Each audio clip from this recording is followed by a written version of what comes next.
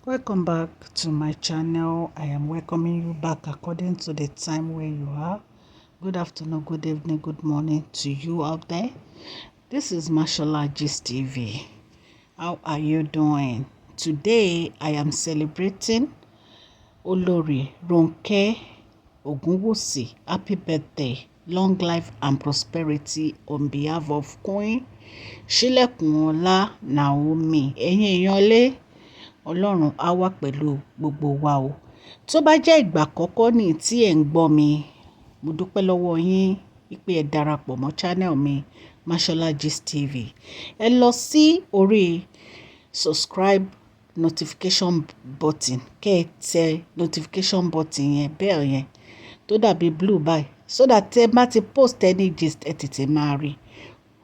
Ọlọ́run Elédùmarè á wà pẹ̀lú yín. Gbogbo ẹ̀yin tẹ́ ń subscribe lórí channel mi, Ọlọ́run á bá mi gbọ́wọ́ yín sókè o. Ojú ò ní tì yín o. Ọlá yín òkè òkè ló máa lọ o. Gbogbo ẹ̀yin tẹ́ bá ti subscribe, ẹ subscribe. God Almighty will bless you. Ẹ ṣé mo dúpẹ́ o. Èní ni birthday Olori Ronke. Mo dẹ̀ ń mú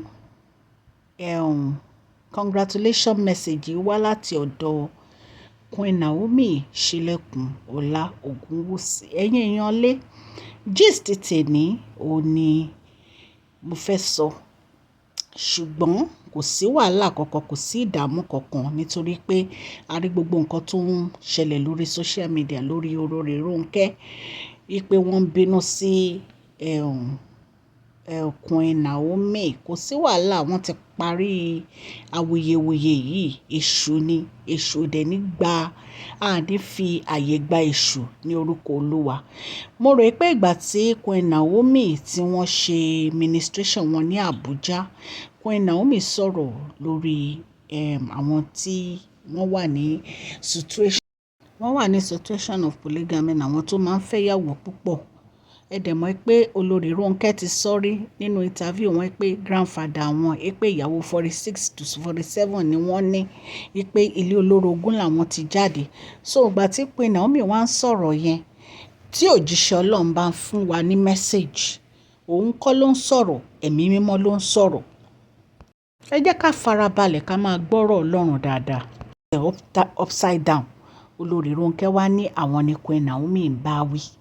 Ṣùgbọ́n immediately tí kábíyèsí gbọ́rọ̀ yẹn ni kábíyèsí ti paná ẹ̀ pé kí Olori Ronke má sọ̀rọ̀ ọ̀rọ̀ báyẹn mọ́.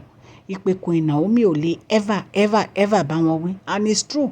Queen Naomi kàn preach wọn nǹkan tí ẹ̀mí mọ́ tó sọ, òun ni Queen Naomi ń sọ. Àwọn kan náà ń sọ̀rọ̀, Holy Spirit ni wọ́n ń sọ̀rọ̀. So Olori Ronke kàn get upset ni. Kábíyèsí dẹ̀ bá wọn sọ̀rọ̀ pé kán má ever. Wọ́n dẹ̀ apologize fún kábíyèsí immediately. Wọ́n dẹ̀ tún apologize náà fún Queen Naomi. Nǹkan tí èmi kàn fẹ́ sọ sí ọ̀rọ̀ yìí, ẹ mọ̀ pé nǹkan kékeré ni èèyàn máa sọ, nǹkan ńlá ni wọ́n máa tọ̀nà ẹ̀ sí. Ẹ wo ọ̀rọ̀ kékeré tí Queen Naomi sọ yẹn, wo báwọn èèyàn ṣe fẹ́ lójú. Nǹkan tó yẹ pé ẹni ẹlẹ́ni ò ní irú inú báyẹn. Ṣó ti yé yín? Téèyàn bá sọ̀rọ̀ nípa polygamy kò mean anything. Wọn ò sọ pé ẹ̀yin tẹ́ fẹ́ kábíyèsí ẹ ṣe. Wọn ò ní ẹ̀yin tẹ́ fẹ́ kábíyèsí èèyàn burúkú ni yín. Wọn ò ní pé polygamy kò dáa. Àwọn kan ń sọ pẹ̀lú nǹkan tí ẹ̀mí mímọ́ ń bá wọn sọ ni. Wọ́n kàn ń sọ̀rọ̀ pẹ̀lú nǹkan tí Holy Spirit ń bá wọn ni. Ẹni tó preach òun kọ́ ló ń sọ̀rọ̀. Holy Spirit ló ń gba inú wọn sọ̀rọ̀. So inú mi dùn pé Olori Ronke ti realize nǹkan tó ṣẹlẹ̀. Immediately ni wọ́n ti caution ara wọn. Bó dẹ̀ ṣe dá kéèyàn máa caution ara ẹ̀ nìyẹn. Because tó bá ṣe ẹlòmíì kò ní gbọ́, kò ní gbà. Ó máa sọ ọ̀rọ̀ yẹn, ó máa sọ di wàhálà, ó máa sọ di ìdààmú ni. And mo appreciate Olori Ronke because látìgbà tí mo ti mọ̀ yín, jẹ́jẹ́ yín lẹ máa ń lọ.